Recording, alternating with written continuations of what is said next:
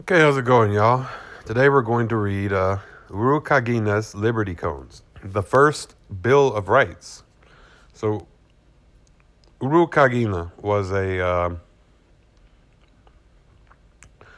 suppose, he was I'm not sure what exactly. He was he was a Sumerian leader. Um, let's see. So let's read the biography here. He was a Sumerian king.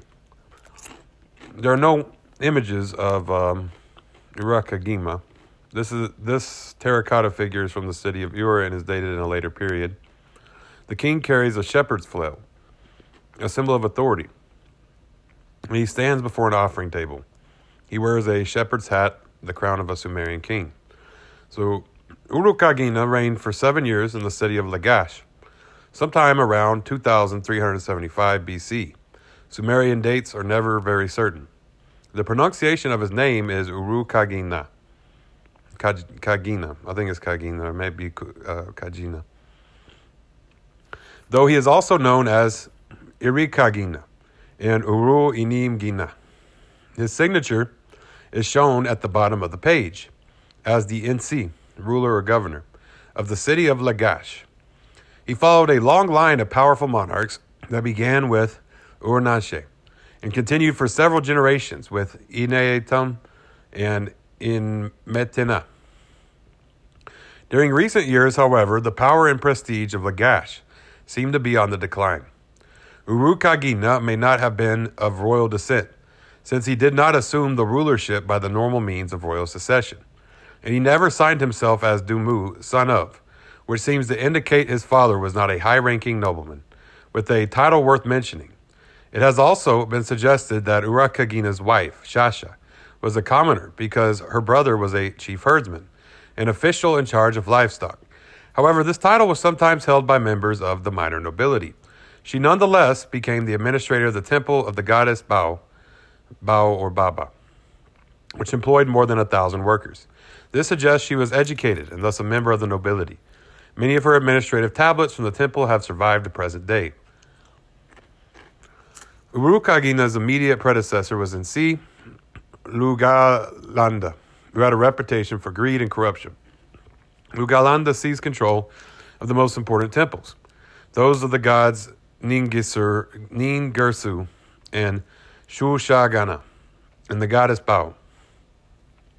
He placed them under the administration of an official that he appointed, who was not, as formerly the case, a priest.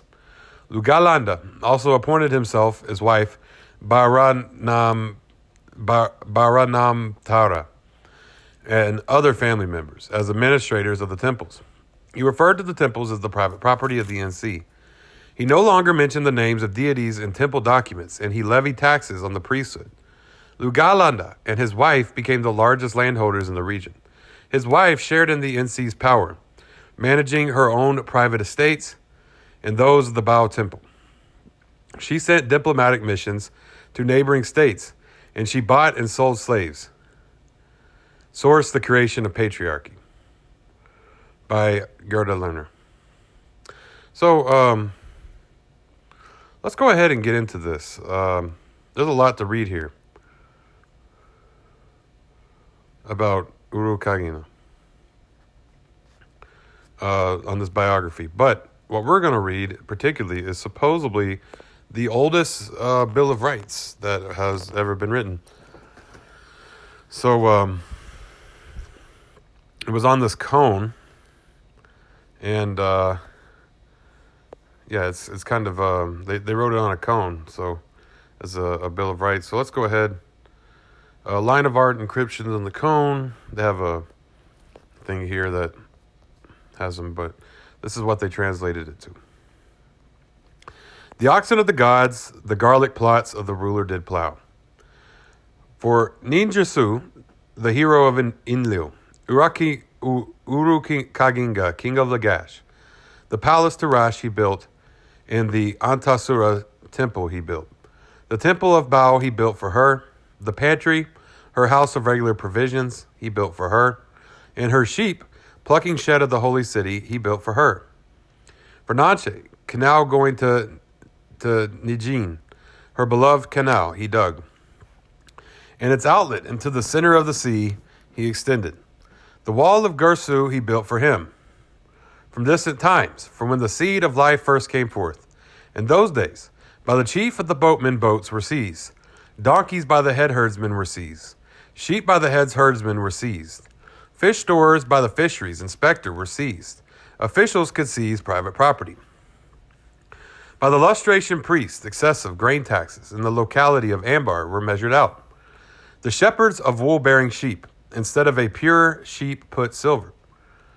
Rather than making a costly offering of pure, flawless sheep, a bribe to the temple administrators was given instead. The surveyor, the chief lamentation singer, the steward, the brewer, and all the foremen, instead of a young lamb, put silver. The oxen of the gods, the garlic plots of the ruler did plow, and in the best fields of the gods were where the garlic plots and cucumber plots of the ruler were located. The ruler took the best plots of land for himself and used the temple oxen to plow his fields. Team donkeys and unblemished oxen were the ones that for the temple administrators were harnessed, and the barley of the temple administrators to the teams of the ruler was distributed. The temple administrators also used the temple oxen to plow their personal tracts of land and gave a kickback of grain for the ruler to look the other way. Okay, so these things are in parentheses. I should say that. Some of these are in parentheses. So that's, I guess, explaining what this meant. That was in parentheses, gave a kickback of grain, that's in parentheses. A mongoose ear garment. This is back to the Bill of Rights. A mongoose ear garment, a holding garment, an outer garment, a draped linen, naked, flax tied with cord, a bronze helmet, a bronze arrowhead, a bronze, gleaming leather, wings, feathers, of a yellow crow, cumin, a goat with its fleece, by the temple administrators for the ill tax, were delivered. The administrator in the orchard of the poor cut down trees, and with weed twine tied them.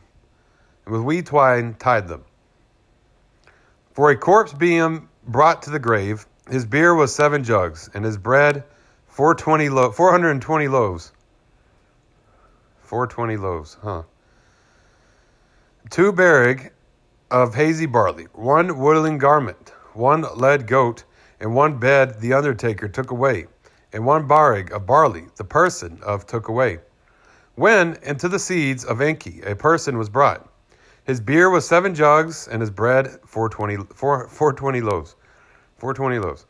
2 barrig of barley, 1 woolen garment, 1 bed, and 1 chair. The undertaker took away, and 1 barrig of barley the person of took away. The craftsmen were the ones who did get, and it was paired workmen who, the fairy toll for the main gate, did get. The household of the ruler in the fields of the ruler, the household of the woman's house in the fields of the woman's house, and the household of the children in the fields of the children were all set side by side. This added, one second.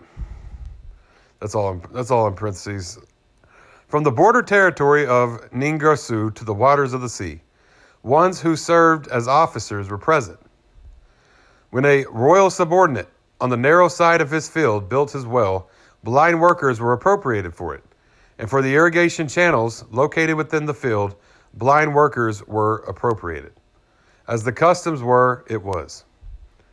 When Ningarsu, the hero of Enlil, to Urukagina, the kingship of Lagash, had given, and from the myriad people had grasped his hand, the fates of former times he restored, and the commands which his master, Ningarsu, had spoken to him, he seized upon.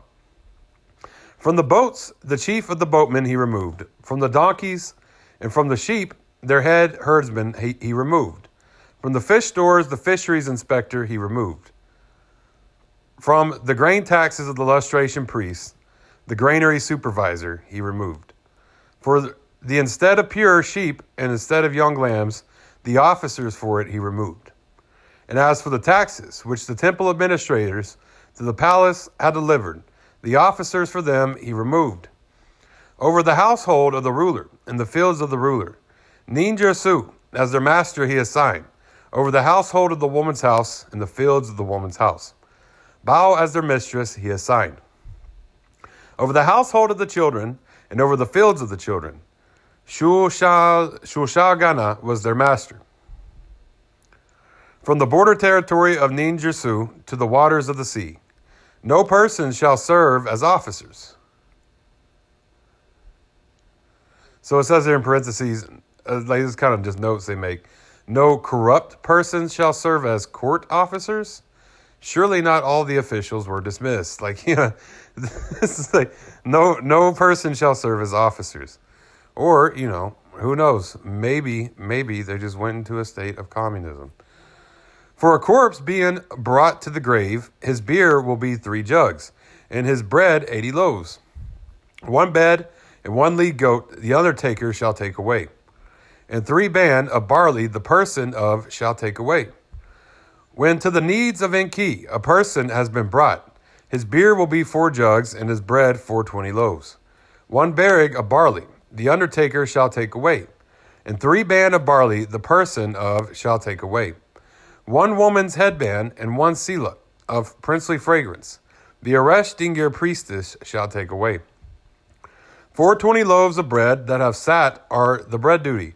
40 loaves of hot bread are for eating, and 10 loaves of hot bread are the bread of the table. 5 loaves of bread are for the persons in charge of the levy. 2 mud vessels and 1 sadug vessel of beer of Girsu. 490 loaves of bread, 2 mud vessels, and 1 sadug vessel of beer are for the lamentation singers of Lagash. 406 loaves of bread, 1 mud vessel, and 1 sadug vessel of beer are for the lamentation singers. Interesting. So they're breaking off. So that's the new wage controls. So here is the charity for the poor, is what they have in parentheses. 250 loaves of bread and 1 mud vessel of beer are for the old wailing women. 180 loaves of bread and 1 mud vessel of beer are for the old men of Nagin. So this is welfare. This is a very early welfare. The blind one who instands his bread for eating is 1 loaf. 5 loaves are his bread at midnight. 1 loaf is his bread at midday. And 6 loaves are his bread at evening. 60 loaves of bread, 1 mud vessel of beer, and 3 band of barley are for the person who is to perform at the Sagbar priest. The ferry toll for the main gate of the pair workmen he revoked. The craftsman bread for the raised hand he revoked. By the administrator, the orchard of the poor was not carried away. Okay, so it says in parentheses, Urukagina decrees that people cannot be forced to sell to their superiors. They can name their own price, and they are protected against retaliation. Interesting. When to a royal subordinate, a fine donkey has been born, and his foreman, I want to buy it, has said to him, whether he lets him buy it from him, and the silver that will satisfy me will pay me, he has said to him. Or whether he does not let him buy it from him, the foreman in anger must not strike him.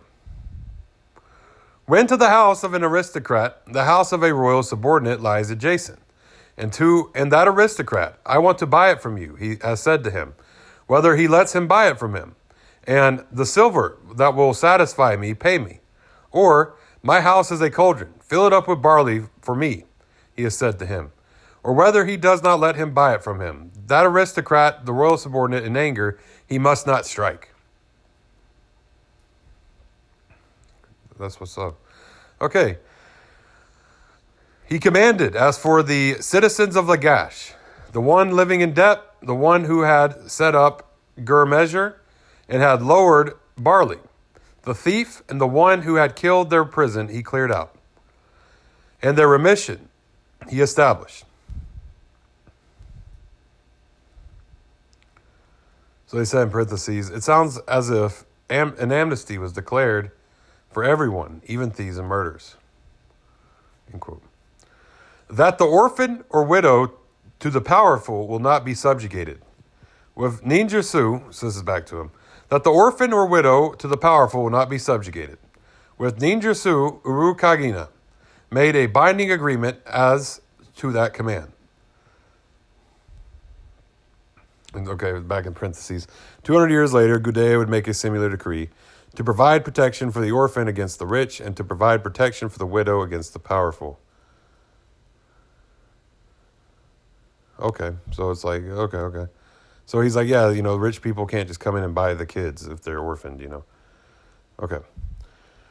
In that year, the little canal which Gersu had gotten, for ninjutsu he dug, and its former name he restored, Canal ninjutsu, as authority from Nippur. Urukagina named it for him, and the canal going to Nigin, he extended it for him. Urukagina, he has a signature down here. Okay, yeah. So we just read some Sumerian constitution, some Sumerian law.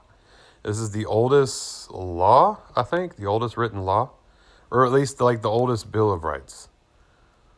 It's in Sumerian inscription. And yeah, I thought, this is very important to understand law, understand belief, understand what this was. And this, let me figure out how old this is, just to get it right.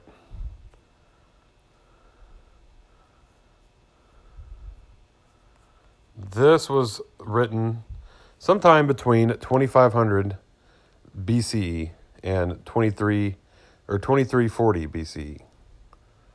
So yeah, this is over, what is that, 4,500 years old? 4,500 years ago is when this was written. This was written 4 millennium ago. Okay, well, yeah.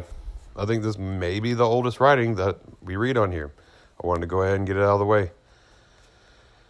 So, yeah, thank y'all for tuning in, This is, Marxist stuff. Facebook, Twitter, YouTube, TikTok, Tumblr, Medium. Follow me there. We won't have any writings older than this, but we'll have more writings, And, we may have writings older than this. There's like certain different, we won't have any Bill of Rights. We won't have any constitutions older than this. This is the oldest constitution that we'll have. So, yeah, well, thank y'all for tuning in. And, follow me there. You have a great day. Todara goi.